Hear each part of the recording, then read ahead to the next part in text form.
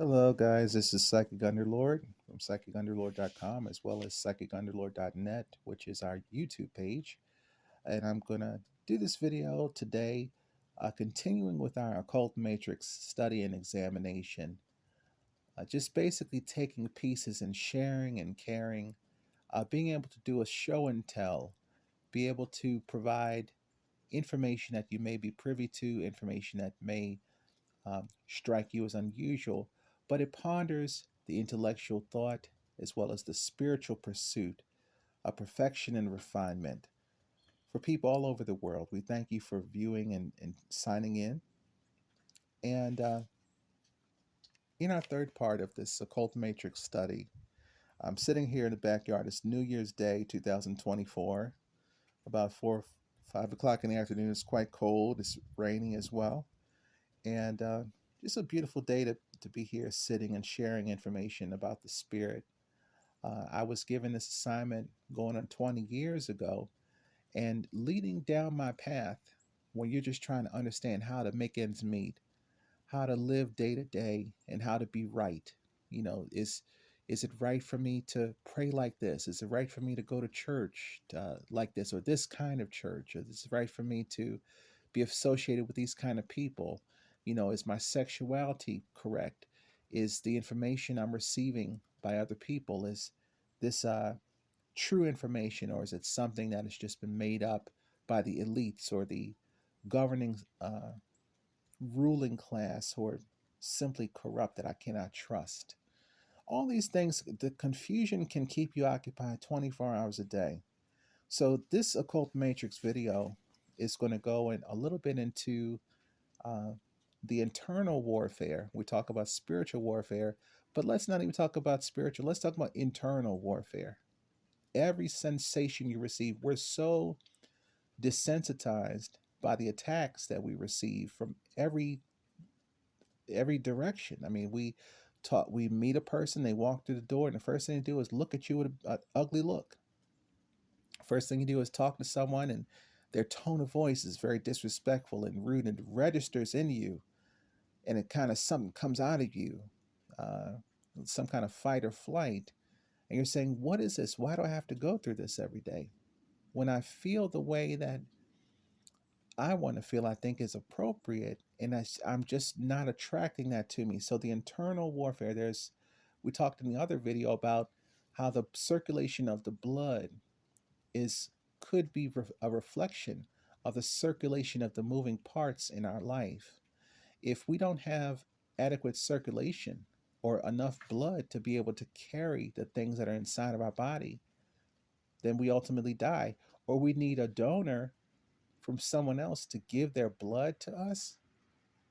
We create everything else. They create limbs, all kinds of stuff, but they cannot create that which comes through the veil from the divine blood.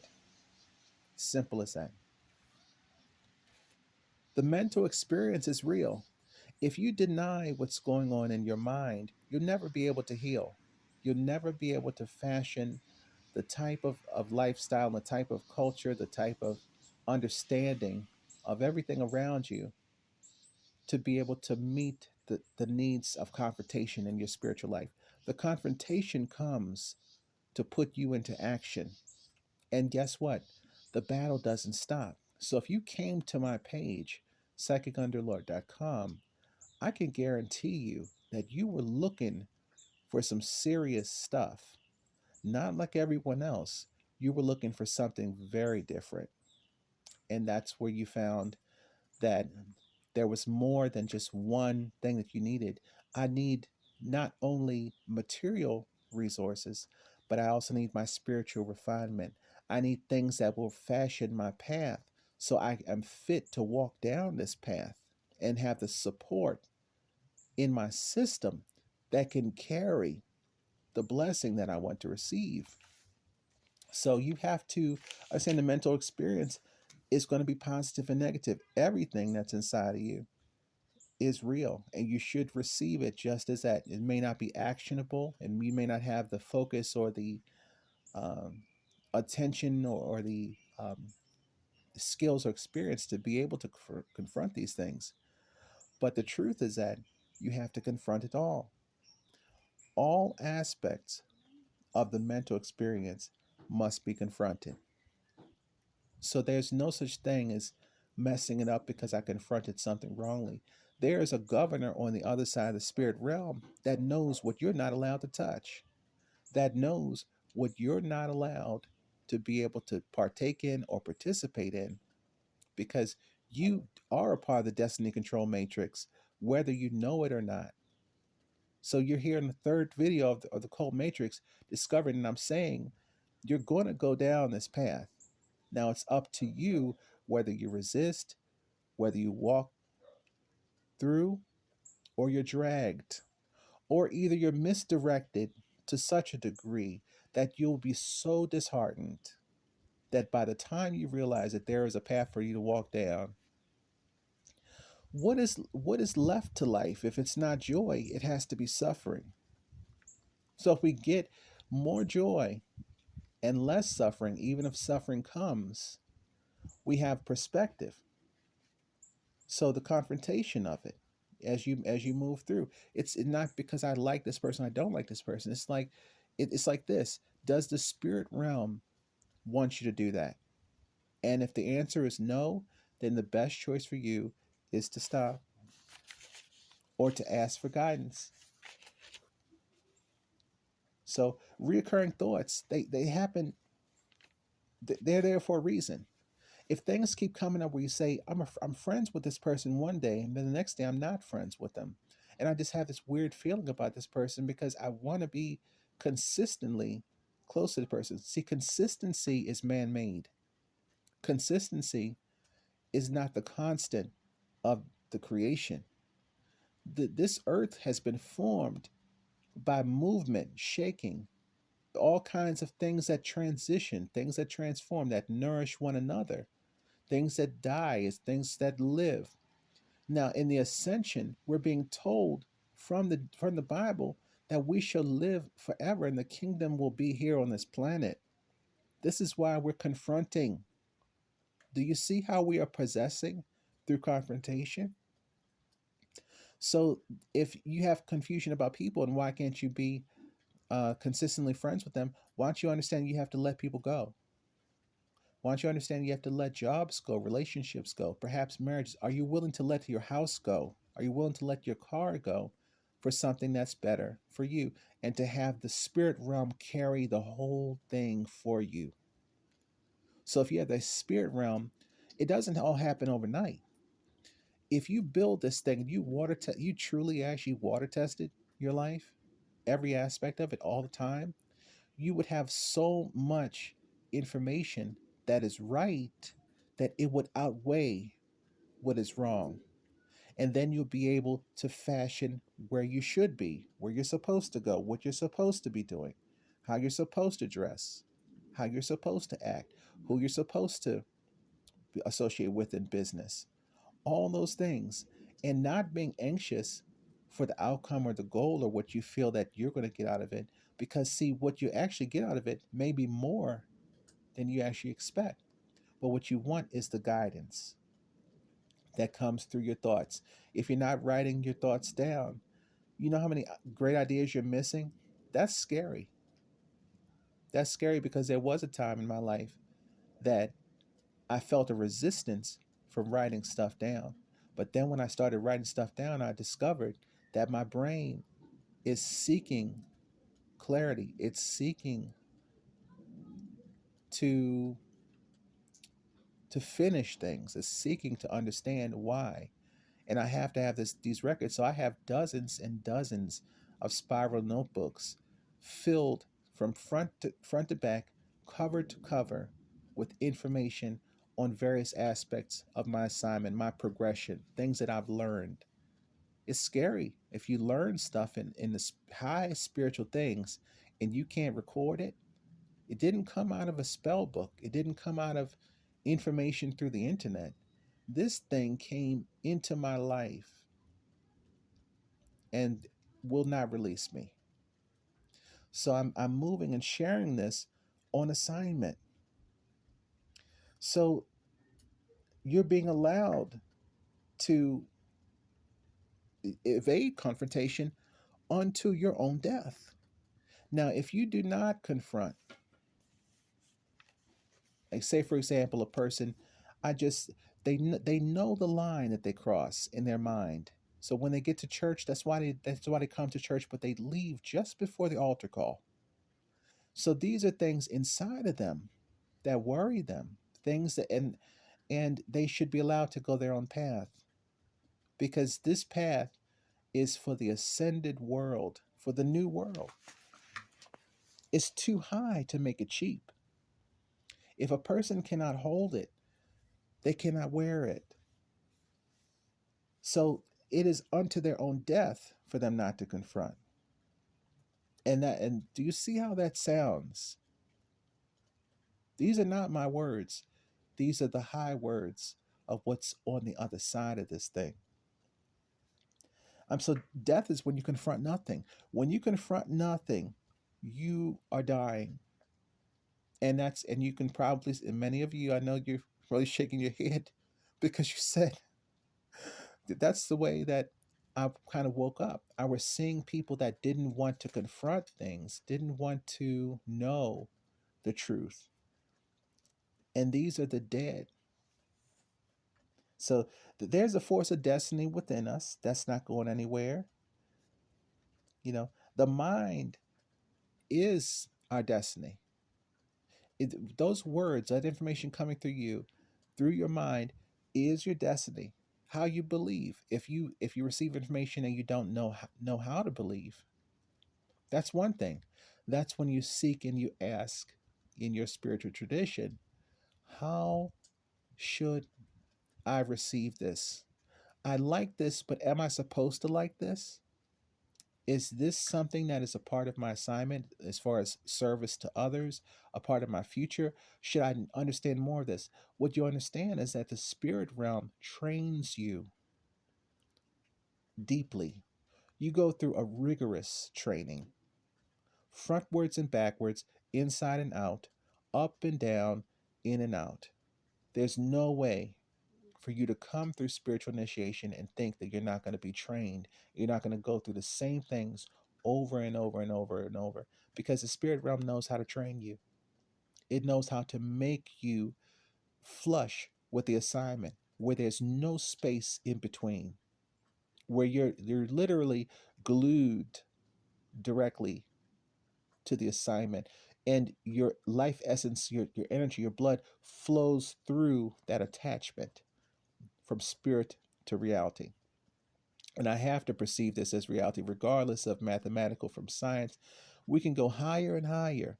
And as we gain authority and access, do you know that we'll be able to outdo science by our sheer obedience to the truth?